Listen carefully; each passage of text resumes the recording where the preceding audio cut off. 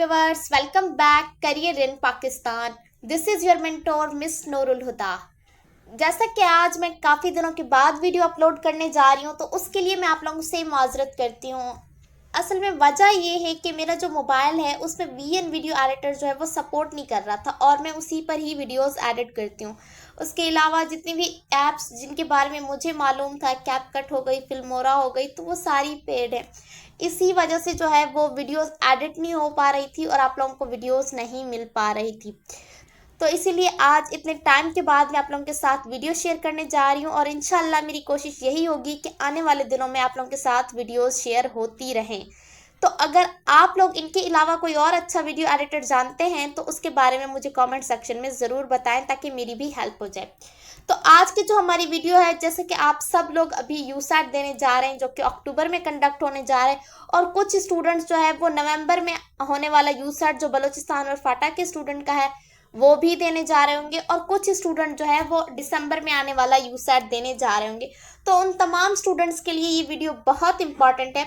आज की जो वीडियो है वो है how to prepare for USAT in 30 days, क्योंकि काफ़ी स्टूडेंट जो है उनको देर पता चलता है और वो कम टाइम में यूसैट को प्रिपेयर करना चाहते हैं। मुझे मालूम है कि जो स्टूडेंट्स अक्टूबर में यूसैट देने जा रहे हैं उनके पास 1 मंथ से कम टाइम है, बट स्टिल जितना भी टाइम है अगर आप उस टाइम को इस तरीके से मैनेज करें तो मुझे उम्मीद है कि आप लोगों की यूसैट की प्रिपरेशन पहले के कंपेयर में बहुत ज़्यादा अच्छी हो जाएगी। ठीक, तो आइए बिना किसी टाइम ज़ाया किए बढ़ते हैं अपनी आज की वीडियो की तरफ। अच्छा, यहाँ सबसे पहले मैं आपको बेसिक सा इंट्रोडक्शन दे देती हूँ यूसैट का। USAT is a national test for under graduate admissions. जैसे कि हम सबको पता है कि यूसैट जो है वो एक नेशनल टेस्ट है जो कि पाकिस्तान में कंडक्ट होता है अंडर ग्रेजुएट्स डिग्री प्रोग्राम में एडमिशंस के लिए।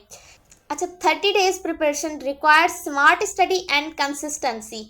जैसा कि हम लोगों को मालूम है कि 30 डेज का टाइम पीरियड बहुत ही कम टाइम पीरियड होता है, तो इसमें हमें कंसिस्टेंसी और स्मार्ट स्टडी टिप्स को फॉलो करना पड़ता है। ठीक, और नेक्स्ट है focus on important section verbal, quantitative, analytical. ठीक, तो स्मार्ट स्टडी में आपने जो है फोकस करना होता है वेरी इंपॉर्टेंट सेक्शन पर, जैसे कि आपके पास क्वांटिटेटिव रीजनिंग का है, वर्बल रीजनिंग का है, यहाँ एनालिटिकल लिखा हुआ है, यहाँ पर आपके सब्जेक्टिव पोर्शन आ जाएंगे और ऐसे वगैरह भी इंक्लूड होंगे। सबसे पहले हम स्टार्ट करते हैं वीक 1 से। तो जो स्टूडेंट अक्टूबर वाला यूसैट देने जा रहे हैं वो ऑलरेडी वीक 1 का जो प्रोसेस है उसे कंप्लीट कर चुके होंगे, मुझे पूरी उम्मीद है। ठीक, तो सबसे पहले आपने क्या करना है, वीक 1 में बेसिक्स और फाउंडेशन, जो बेसिक्स होती हैं, जो फाउंडेशन होती है, उनको कवर करना है। आप बेशक दिन में 8 घंटे दें, 12 घंटे स्टडी करें, जितना टाइम हो सकता है आप करें, लेकिन आप कोशिश करके फर्स्ट वीक के अंदर बेसिक्स को कंप्लीट करें, जिनमें क्या आ जाती है revise English grammar, rules and vocabulary.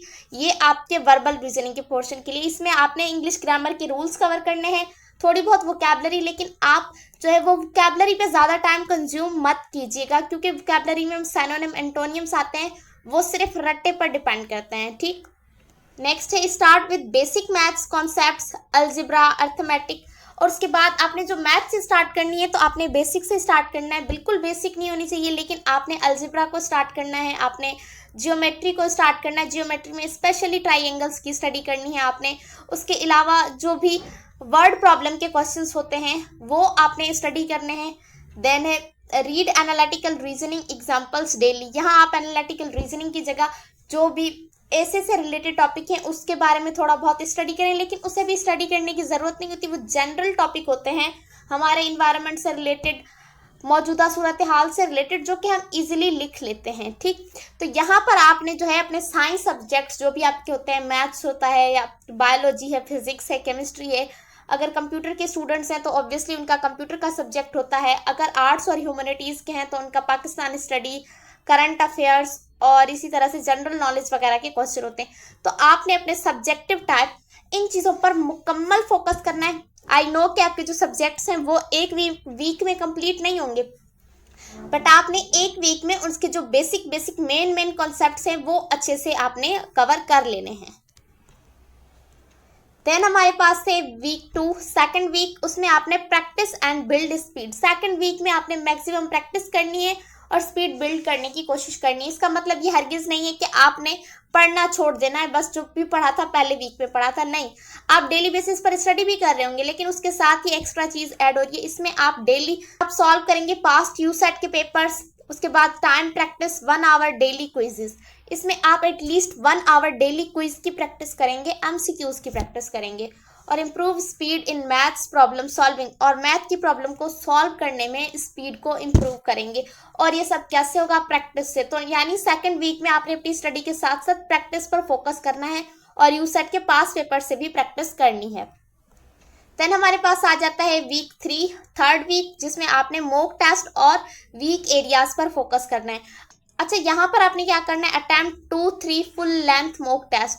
अब थर्ड वीक में आपने कोशिश करनी है 2 या 3 फुल लेंथ के मॉक टेस्ट।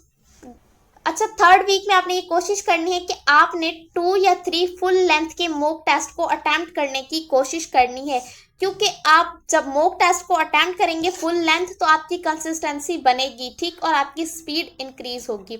अगर आपके पास फुल लेंथ के मॉक टेस्ट नहीं है तो आपके पास हाफ लेंथ के मॉक टेस्ट हो तो आपने उनको भी कवर करने की कोशिश करनी है। उसके बाद क्या करना है? Identify weak areas and revise concepts. फिर जब आप मॉक टेस्ट सॉल्व करेंगे तो उसमें ऑब्वियसली आपकी मिस्टेक्स आएंगी, जिससे आपको ये पता चल जाएगा कि आपके कौन कौन से वीक एरियाज हैं। तो आपके जो वीक एरियाज हैं फिर आपने उन कॉन्सेप्ट्स को दोबारा से रिवाइज करना है, ठीक। देन है review mistakes carefully and re practice. अब आपने मिस्टेक्स को रिव्यू कर लिया, अब आप दोबारा से जब प्रैक्टिस करेंगे तो केयरफुली आप प्रैक्टिस करेंगे और दोबारा प्रैक्टिस करेंगे उसी सेम पेपर की, ठीक। तो ये था थर्ड वीक। अब हम आते हैं लास्ट वीक की तरफ, जो हमारे पास है फोर्थ वीक या फाइनल प्रिपरेशन वीक। इसमें आप क्या करेंगे? रिवाइज ऑल की फार्मूलाज एंड ग्रामर रूल्स। इसमें आपने जितने भी मैथ्स के फार्मूलाज पढ़े उन तमाम की फार्मूलाज को रिवाइज करेंगे, ग्रामर के रूल्स को रिवाइज करेंगे। Focus on high yield topics, यानी जो कि मोस्ट इंपॉर्टेंट टॉपिक्स हैं आपके सब्जेक्ट से रिलेटेड, उन पर आपने मैक्सिमम फोकस करके उनको रिवाइज करना है। उसके बाद take daily practice test and manage exam timing. उसके बाद आपने डेली प्रैक्टिस टेस्ट करना है लास्ट वीक कंप्लीट, ठीक है। उसमें डेली आप जब प्रैक्टिस टेस्ट करेंगे तो आपको टाइम मैनेजमेंट आएगी, आप टाइम मैनेजमेंट सीखेंगे, और आपने कोशिश करना है कि जो यूसेट का टाइम पीरियड होता है, इस टाइम पीरियड के अंदर अंदर आप इजीली यूसेट पेपर्स जो है सॉल्व कर सकें ड्यूरिंग द मॉक टेस्ट, ठीक। अच्छा, यहाँ पर मैं आप लोगों के साथ कुछ एग्जाम डे की टिप्स शेयर करने जा रही हूँ, जो कि मेरी तरफ से आप लोगों के लिए बोनस है। तो इसमें आपने क्या करना है? सबसे पहले sleep well before exam day. Paper से एक दिन पहले आपने नींद अपनी पूरी करनी है, यानी कि अगर आपका नेक्स्ट डे पेपर है तो उससे एक दिन पहले रात को आपने टाइम से सो जाना है, ताकि आपकी 8 घंटे की नींद पूरी हो। ये मैं पहले भी बता चुकी हूँ। उसके अलावा मैं 2 वीडियोस और अपलोड कर चुकी हूँ, एक हाउ टू अटेम्प्ट यूसेट पेपर, वो भी मैं आप लोगों के साथ शेयर कर दूंगी, और उसके अलावा जो टेस्ट डे की टिप्स होती हैं या अ डे बिफोर यूसेट, ठीक, ये दोनों वीडियोस के लिंक मैं डिस्क्रिप्शन बॉक्स में शेयर कर दूंगी, तो आप लोग वहां से देख सकते हैं। आप लोग उन वीडियोस को भी देखिएगा। और नेक्स्ट है manage time, don't spend too long on one question. Exam day में आपने टाइम को मैनेज करने की मैक्सिमम कोशिश करनी है। जो लॉन्ग क्वेश्चंस हैं या थोड़े ट्रिकी क्वेश्चंस हैं तो आपने उन पर बहुत ज़्यादा वक्त नहीं देना, आपने उस क्वेश्चन को स्किप करके आगे बढ़ जाना है, वो आप फिर लास्ट में कीजिएगा, ठीक। नेक्स्ट है stay calm and attempt all questions, ठीक। तो आपने रिलैक्स रहना है और आपने तमाम क्वेश्चंस को अटेम्प्ट करने की कोशिश करनी है, क्योंकि यूसेट में कोई भी नेगेटिव मार्किंग नहीं होती। इसके अलावा जो 2 वीडियोस मैंने आप लोगों को बताई, वो दोनों वीडियोस लाजमी देखिएगा, वो आप लोगों के लिए बहुत ज़्यादा हेल्पफुल है। उसमें मैंने आपको बहुत अच्छी सी एडवाइस और टिप्स दी हैं, जिनको अगर आप फॉलो करें तो आप मैक्सिमम मार्क्स सिक्योर कर सकते हैं और आप इजीली यूसेट का पेपर देंगे। तो उन दोनों वीडियोस के लिंक डिस्क्रिप्शन बॉक्स में है, आप वहां से उन वीडियोस को देख सकते हैं। आई होप कि हमारी आज की वीडियो आप लोगों को पसंद आई होगी। अगर आप लोगों को ये वीडियो पसंद आई है तो इस वीडियो को लाइक कर दीजिएगा, और अगर आप हमारे चैनल पर नए हैं तो हमारे चैनल को सब्सक्राइब कर दीजिएगा। मिलते हैं आपसे नेक्स्ट वीडियो में, तब तक के लिए अल्लाह हाफिज़।